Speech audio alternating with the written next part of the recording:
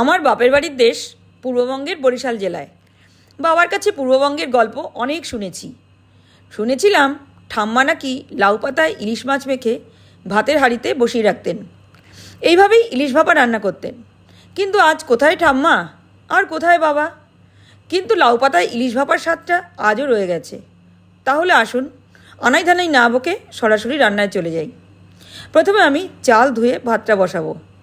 এবার ভাতটা যতক্ষণ হয় ততক্ষণ ইলিশ মাছটার ব্যবস্থা করি। আমি 5 পিস ইলিশ মাছ নিয়েছি। প্রথমে মাছগুলো এক এক করে থালায় সাজাবো। নুন, হলুদ গুঁড়ো, সর্ষে বাটা আর কাঁচা তেল দিয়ে ভালো করে ওপর নিচ করে মাখাবো। এবার মাঝখানে সুতো রেখে 2টো লাউ পাতা এবং একটা করে মাছ ওপরে মশলা দিয়ে সাজিয়ে নেব। আমি যেভাবে দেখাচ্ছি এইভাবেই বেঁধে নিতে হবে। আমি সর্ষে বাটার মধ্যে কাঁচা লঙ্কা দিয়েছি, তাই আলাদা করে আর কাঁচা লঙ্কা দিলাম না। এইভাবে একটা একটা করে আমি 5টা মাছই বেঁধে নিয়েছি। এতক্ষণে দেখুন ভাতটাও প্রায় 80% হয়ে গেছে। আপনাদের দেখিয়ে দিচ্ছি, দেখুন। এবার ওপর থেকে মাঠটাও ঝরিয়ে নেব। অবশ্য পুরো মাঠটা ঝরাবো না, অল্প অল্প রেখে দেব। এবার লাউ পাতায় মোড়া মাছগুলো ডেকচির মধ্যে একটা একটা করে সাজিয়ে দেব। উপর থেকে ভাত দিয়ে ঢেকে দেব।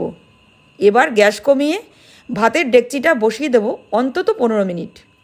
15 মিনিট পর দেখাচ্ছি, দেখুন ভাতটাও হয়ে গেছে, পুরো মাঠটাও শুকিয়ে গেছে আর মাছটাও হয়ে গেছে।